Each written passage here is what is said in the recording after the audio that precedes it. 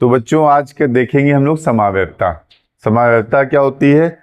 दो या दो से अधिक कार्बनिक यौगिक जिनके अणुसूत्र क्या हो? समान हो, लेकिन उनके भौतिक गुण, रासायनिक गुण तथा संरचना क्या हो? भिन्न भिन्न हो। तो ऐसे यौगिकों को हम बोलते हैं समावयवी और इस घटना को क्या बोलते हैं? समावयवता। जैसे हमारे पास दो यौगिक हैं। एक यौगिक है CH3OCH3, इसका नाम है डाई मेथिल ईथर। क्या नाम है? Dimethyl ether. दूसरा यौगिक है CH3CH2OH, इसका नाम है एथिल एल्कोहल। दोनों यौगिक बिल्कुल अलग अलग हैं। एक ईथर है और एक एल्कोहल है। इस यौगिक के अंदर जितने भी भौतिक गुण या रासायनिक गुण होंगे वो किसके होंगे? ईथर वाले गुण होंगे। और इस वाले यौगिक में CH3CH2OH में जितने भी भौतिक एवं रासायनिक गुण होंगे वो किसके होंगे? एल्कोहल वाले होंगे। ठीक, लेकिन इन दोनों में एक चीज समानता, ये दोनों चीजें तो अलग अलग हैं लेकिन एक चीज समान क्या है? दोनों का अणुसूत्र। पहले वाले यौगिक में अगर हम देखें तो कितने कार्बन हैं? 2 कार्बन हैं। दूसरे वाले यौगिक में कितने कार्बन हैं? 2 कार्बन हैं। पहले वाले यौगिक में हाइड्रोजन कितने हैं? 6 हैं। और दूसरे वाले यौगिक में हाइड्रोजन भी कितने हैं? 6 हैं। 3 + 2 + 1 कितने हो गए? 6। और ऑक्सीजन कितने हैं? 1। तो दोनों का जो अणुसूत्र है, ये अणुसूत्र क्या है? समान है। लेकिन भिन्नता किसमें किसमें है? ये यौगिक अलग अपना रासायनिक सूत्र प्रदर्शित, रासायनिक गुण प्रदर्शित करेगा, भौतिक गुण प्रदर्शित करेगा, और संरचना भी इसकी क्या होगी? भिन्न होगी। और जो ये आपका एथिल अल्कोहल है ये भी क्या करेगा? भिन्न भिन्न रासायनिक गुण और भौतिक गुण को प्रदर्शित करेगा। तो ऐसे दो या दो से अधिक यौगिक जिनके अणुसूत्र क्या हो? समान हो। अणुसूत्र क्या हो? समान हो, लेकिन उनके संरचना सूत्र, भौतिक गुण एवं रासायनिक गुण भिन्न भिन्न हो, तो ऐसे यौगिकों को हम बोलते हैं समावयवी और इस घटना को हम बोलते हैं समावयवता।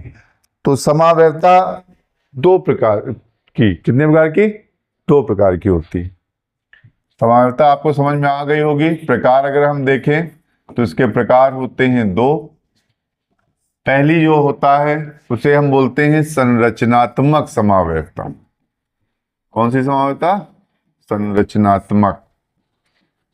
और दूसरी जो समावयवता होती है इसको हम बोलते हैं ज्यामितीय समावयवता या त्रिविम समावयवता। क्या बोलते हैं? त्रिविम समावयवता। तो समावयवता को 2 भागों में बांटा गया है। पहली है संरचनात्मक समावयवता जिसको हम बोलते हैं स्ट्रक्चरल आइसोमेरिज्म, और दूसरी है त्रिविम समावयवता जिसको हम बोलते हैं स्टीरियो आइसोमेरिज्म। तो संरचनात्मक समावयवता क्या होती है?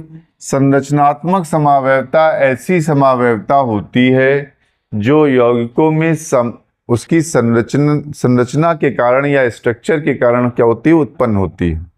तो ऐसी समावयवता जो किसी यौगिक में संरचनात्मक भिन्नता के कारण उत्पन्न होती है उसे हम बोलते हैं संरचनात्मक समावयवता। ये जो है 5 प्रकार की होती है। पहली जो होती है उसे हम बोलते हैं स्थान समावयवता। स्थान समावयवता। दूसरी जो होती है इसको हम बोलते हैं श्रृंखला समावयवता। तीसरी होती है इसको हम बोलते हैं क्रियात्मक समूह समावयवता।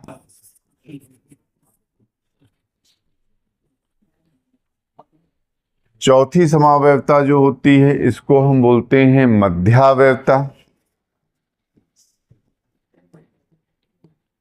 और लास्ट जो समावयवता होती है इसको बोलते हैं चलावयवता। तो संरचनात्मक समावयवता को 5 भागों में बांटा गया है। स्थान समावयवता जिसको हम बोलते हैं पोजीशन आइसोमेरिज्म। दूसरी होती है श्रृंखला समावयवता जिसको हम बोलते हैं चेन आइसोमेरिज्म। तीसरी होती है क्रियात्मक समूह समावयवता जिसको हम बोलते हैं फंक्शनल ग्रुप आइसोमेरिज्म। और इसके बाद मध्यावयवता जिसको हम बोलते हैं मेटामेरिज्म, और लास्ट में होती है चलावयवता जिसको हम बोलते हैं टाटोमेरिज्म। इसी प्रकार त्रिविम समावयवता को भी दो भागों में बांटा गया है। कौन कौन से दो भाग हैं? पहला जो भाग है उसे हम बोलते हैं ज्यामितीय समावयवता या ज्योमेट्रिकल आइसोमेरिज्म, ज्यामितीय समावयवता। और दूसरी जो समावयवता होती है उसे हम बोलते हैं प्रकाशिक समावयवता या ऑप्टिकल आइसोमेरिज्म। तो इस प्रकार से समावयवता को बांटा गया है या वर्गीकृत किया गया है। तो समावयवता किसे कहते हैं? सबसे पहले बात कि दो या दो से अधिक यौगिक जिनके अणुसूत्र क्या हो, समान हो, परंतु संरचना सूत्र, भौतिक एवं रासायनिक गुण भिन्न भिन्न हो, वे यौगिक समावयवी, और ये घटना समावयवता कहलाती है।